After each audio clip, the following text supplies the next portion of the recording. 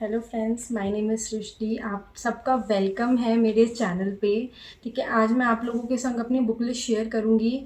अभी मेरे पास ज़्यादा बुक्स हार्ड कॉपी में नहीं है, ठीक है, ऑलमोस्ट हैं, बट कुछ ऐसी चीज़ें हैं जो मैं ऑनलाइन रेफ़र कर रही हूँ, तो वो मैं आपको स्क्रीन पे दिखा दूँगी जो जो चीज़ मैं ऑनलाइन रेफ़र कर रही हूँ। सबसे पहले तो हम बात करते हैं सिलेबस की, जो कि मोस्ट इम्पॉर्टेंट है। ये मेरा हैंड रिटन सिलेबस है जो मैंने खुद लिखा है ताकि मैं याद रख पाऊँ जीएस पेपर 1, 2, 3 में कितने टॉपिक्स हैं। सारे टॉपर्स जो भी होते हैं, मैंने ज़्यादातर टॉपर टॉक्स देखे हैं, ठीक है। उसमें एक चीज़ बोली जाती है कि आप लोग सिलेबस को लर्न कर लें बट ऐसे सिलेबस लर्न नहीं होता। आप उसका प्रिंट आउट निकलवाएंगे, आप उसे लेके बैठ जाएंगे और आप उसे लर्न करने लगेंगे, वो थोड़ा सा मेरे लिए मुश्किल था। तो मैंने क्या करा, मैंने सिलेबस को भी नोट्स पैटर्न में लिख लिया ताकि मैं जब उसे लिखूं तो वो चीज़ें मेरे दिमाग में स्टोर हो जाएं कि ये वाला टॉपिक इस वाले पेपर से है। तो हम पहले बात करते हैं जीएस पेपर की, ठीक है। जीएस पेपर में क्या है, जीएस पेपर में हमारे बेसिकली 3 पार्ट्स हैं। पहला है हिस्ट्री, सेकंड है हमारे पास ज्योग्राफी, देन थर्ड है हमारे पास सोसाइटी। तो हिस्ट्री के भी 4 पार्ट्स हैं, Asian, medieval, modern and art and culture, ठीक है। मैं पहले एक चीज़ बता दूं, मैंने प्रिपरेशन 1 से 2 साल पहले स्टार्ट करी थी, बट मैं 1 और 2 मंथ्स ही प्रिपरेशन को कैरी ऑन कर पाई थी। उसके बाद मैंने वो प्रिपरेशन बंद कर दी थी। सबसे पहली चीज़ जो हर टॉपर बोलता है, सेल्फ डाउट। मुझे बहुत सेल्फ डाउट था इस चीज़ का कि मैं ये चीज़ कर पाऊँगी या नहीं, तो इस वजह से मैंने वो प्रिपरेशन उसी टाइम पे क्लोज़ कर दी थी। मैं by profession, I am a teacher by profession. मैं कॉमर्स एंड अकाउंटेंसी फील्ड से हूँ, ठीक है। मैं सीए फाउंडेशन के स्टूडेंट्स को पढ़ाती हूँ, चार्टर्ड अकाउंटेंसी जो कोर्स है उसके फाउंडेशन को मैं पढ़ाती हूँ। And I completed my graduation in commerce from Delhi university and I completed my MBA in finance from IP university, ठीक है। उसके बाद मेरी शादी हो गई थी, तो करियर में 2-3 साल का ब्रेक आया। उस दौरान मैंने जॉब भी की है, मैं दुबई में जॉब कर चुकी हूँ। 2 साल ऑलमोस्ट मैंने दुबई में जॉब की है। जॉब के साथ साथ मुझे एक चीज़ का पूरा क्लैरिफिकेशन हो गया कि मैं जॉब के लिए नहीं हूँ, मैं जॉब नहीं कर सकती। मुझे टीचिंग बहुत ज़्यादा अच्छी लगती है, तो मैंने इसे एज अपना करियर बनाने की सोची। मैं लास्ट 10 ईयर्स से, एक्सेप्ट दैट 2 ईयर्स, मैं 10 ईयर्स से पढ़ा रही हूँ। मैं बड़ी क्लासेस के, हायर क्लासेस के स्टूडेंट्स को टीच भी करती हूँ, ठीक है। ये मेरा एक ब्रीफ सा इंट्रोडक्शन था और अब मैंने यूपीएससी की तैयारी करने का सोचा है। तो अब चलिए बुक लिस्ट की तरफ देखिए। सबसे पहले एशियन हिस्ट्री की बात करें, मैंने एशियन हिस्ट्री के लिए तमिलनाडु की एक टेक्स्ट बुक्स है, ठीक है। ये मैंने सिलेक्ट की है, इसमें सारा हमें दे रखा है। एशियन बुक के आप देख सकते हैं, सारे हमें दे रखे हैं एशियन के चैप्टर्स, जैसे वैदिक कल्चर, जैनिज्म, मॉडर्न एम्पायर, ठीक है। और इसमें 14th चैप्टर तक तो एशियन का पार्ट है, उसके बाद काफ़ी सारा पार्ट इसमें मिडिवल का है। तो अभी मैं मिडिवल के लिए भी इसे रेफर करने वाली हूँ। अगर ये मेरी टाइम से ख़त्म हो गई, मेरा टारगेट कंप्लीट रहा, उसके बाद मैं करूँगी मिडिवल की एनसीईआरटी, बट मैं उसे पूरी नहीं करूँगी। उसमें बोला जाता है, जितने मैंने टॉपर टॉप्स देखे उसमें बोला जाता है एनसीईआरटी में जो साइड में बॉक्सेस होते हैं ना, वो बहुत इंपॉर्टेंट होते हैं, उससे आजकल प्रीलिम्स में क्वेश्चन आ जाते हैं, ठीक है। तो मैं उस बॉक्सेस वाले को पूरा करूँगी, ठीक है। उसके बाद चलते हैं मॉडर्न की तरफ। मॉडर्न का ये नया है एडिशन स्पेक्ट्रम का। मॉडर्न के लिए मैं ये करने वाली हूँ स्पेक्ट्रम। देखिए कितनी मोटी किताब है ये, ठीक है। करेंगे इसको, मैंने ना पार्ट्स में डिवाइड कर लिया है। जब ये मेरी शुरू होगी तो मैं इसे पार्ट्स में डिवाइड करने वाली हूँ। मैंने इसके फर्स्ट पेज पे लिखा भी है इसमें टोटल कितने पेजेस हैं। इट हैज़ 900, अप्रॉक्स 900, जो न्यू एडिशन है उसमें अप्रॉक्स 900 पेजेस हैं। तो मैं इसे 30 पेजेस पर डे के हिसाब से 1 मंथ में इसे ख़त्म करने की ट्राई करूँगी। इसमें हर चैप्टर के लास्ट में ना एक समरी की तरह दिया हुआ है चैप्टर का, वो मुझे बहुत अच्छी चीज़ लगी, वो अच्छे से आप लोग भी रिवाइज़ करें। देन उसके बाद चलते हैं आर्ट एंड कल्चर पे। आर्ट एंड कल्चर के लिए एक बुक बहुत फेमस है मार्केट में, नितिन सिंघानिया सर की आर्ट एंड कल्चर की बुक। वो मेरे पास पीडीएफ फॉर्म में ऑलरेडी अवेलेबल है। उसमें से मैं 1 या 2 चैप्टर टेम्पल रिलेटेड करूँगी, और उसके अलावा मैं 11th क्लास की फाइन आर्ट्स की बुक आती है एनसीईआरटी की, मैं ये करने वाली हूँ, ठीक है। ये मुझे थोड़ी अच्छी लगी है और इतनी ज़्यादा इस पर मुझे टाइम भी नहीं देना पड़ेगा, जबकि दूसरी वाली जो आर्ट एंड कल्चर की बुक है वो काफ़ी बल्कि है, ठीक है। फिर चलते हैं वर्ल्ड हिस्ट्री की तरफ। मैं जैसे कि मैं ओल्ड राजेंद्र नगर में बुक्स लेने गई थी। I am basically from Delhi, ठीक है। मैं ओल्ड राजेंद्र नगर में जब बुक्स लेने गई थी तो मुझे कहीं से उड़ती उड़ती खबर आई कि वर्ल्ड हिस्ट्री के लिए विजन का कंपाइलेशन आता है, ये अच्छा है। बट ये जब मैंने ले लिया, उसके बाद जब मैंने इसे पढ़ना शुरू किया था थोड़ा सा, तब मैंने देखा ये बहुत ज़्यादा मोटा है और इतनी इन्फॉर्मेशन रिलेवेंट नहीं है जैसे कि अभी मैं देखती रहती हूँ वर्ल्ड हिस्ट्री के, इतनी ज़्यादा वेटेज भी नहीं है। तो मैं इसमें से कुछ चीज़ें बेसिक कवर करने वाली हूँ। मैं इसे पूरा नहीं पढ़ने वाली, मैं उसमें इतना ही पढ़ने वाली हूँ जितना इस एग्ज़ाम के लिए रिलेवेंट है। देन हम सेकंड की तरफ चलते हैं। सेकंड पार्ट है हमारा geography.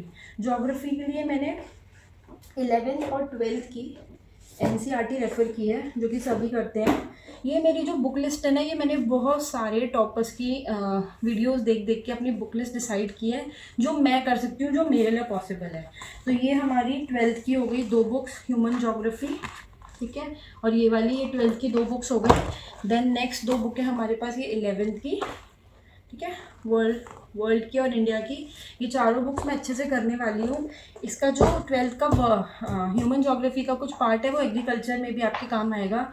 Then next is atlas, most important part. अभी जैसे आप देख रहे हैं मेरे पीछे मैप्स नहीं है, बिकॉज मैंने अभी अभी अपना रूम शिफ्ट किया ताकि मेरी पढ़ाई अच्छे से हो सके। तो मेरे ऑलरेडी उस रूम में मैप्स लगे हैं, जिन्हें मैं हटा के अब अपने वापस रूम में लगाने वाली हूँ। बट मैं ज़्यादा मैप्स नहीं लगाने वाली, मैं बस एक इंडिया का और एक वर्ल्ड का मैप रखूँगी। और उसके अलावा मैं ये एटलस अपने संग लेके बैठती हूँ जब भी मैं ज्योग्राफी का या मैप रिलेटेड कुछ भी कॉन्सेप्ट पढ़ती हूँ। देन ये नेक्स्ट बुक आती है ज्योग्राफी की, जीसी लियोंग। अभी तक मैंने इसे पढ़ना शुरू नहीं किया है, बट इसमें कुछ NCERT में जैसे आप देखेंगे ना, कुछ चीज़ें ना बहुत ज़्यादा अच्छे से एक्सप्लेन नहीं की गई हैं, जबकि वो टॉपिक्स इंपॉर्टेंट है। तो उसके लिए मैं इस बुक को रेफ़र करने वाली हूँ। मैं ये बुक पूरी नहीं पढ़ने वाली, बट मैं इसके कुछ पार्ट्स पढ़ने वाली हूँ, ठीक है। नेक्स्ट है जिसे UPSC का बाइबल बोला जाता है। ये भी मेरे पास न्यू एडिशन है, क्योंकि मैंने जैसे आपको बताया मैंने अभी अभी थोड़े टाइम पहले प्रिपरेशन स्टार्ट की है, तो ऑलमोस्ट मेरे पास सारे न्यू एडिशंस की बुक है।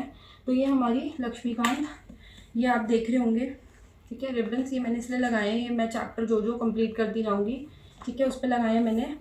ये मुझे ख़त्म करनी है। इसमें अप्रॉक्स मैंने इसके पेजेस लिख रखे हैं। इसमें अप्रॉक्स पेजेस हैं हमारे, एक सेकेंड मैं आपको बता रही हूँ, इसमें 620 पेजेस हैं अप्रॉक्स।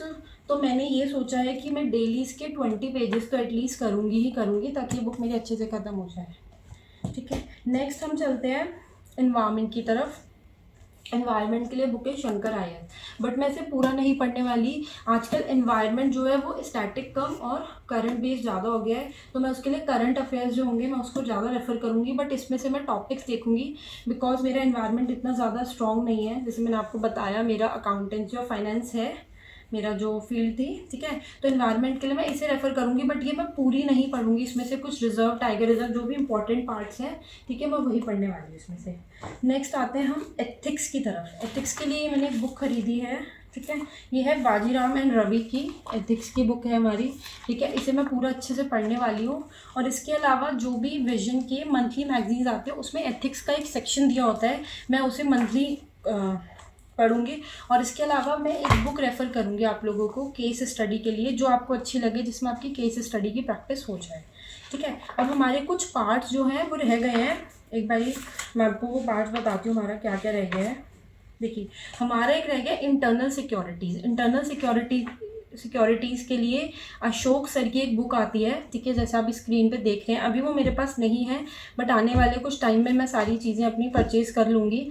अभी मैंने ये सोचा है कि जितनी बुक्स हैं मेरे पास मैं उन्हें कंप्लीट करूं, क्योंकि जब मैं बुक्स लेने जाऊंगी तो मेरा पूरा one day, at least one day तो मुझे लगेगा, वो पूरा दिन ख़राब होगा। तो बेटर है अभी जो बुक्स हैं मेरे पास अवेलेबल मैं उसको कंप्लीट करूं। उसके अलावा डिज़ास्टर के लिए मैं करंट अफेयर रेफ़र करूंगी, और जो साइट आती है उस पर से सारी जो भी उनके चीज़ें हैं कि क्या रेफ़र करना चाहिए डिज़ास्टर के टाइम पर, मैं उससे अपने नोट्स बना लूँगी, ठीक है। अब करते हैं करंट अफेयर्स की बात।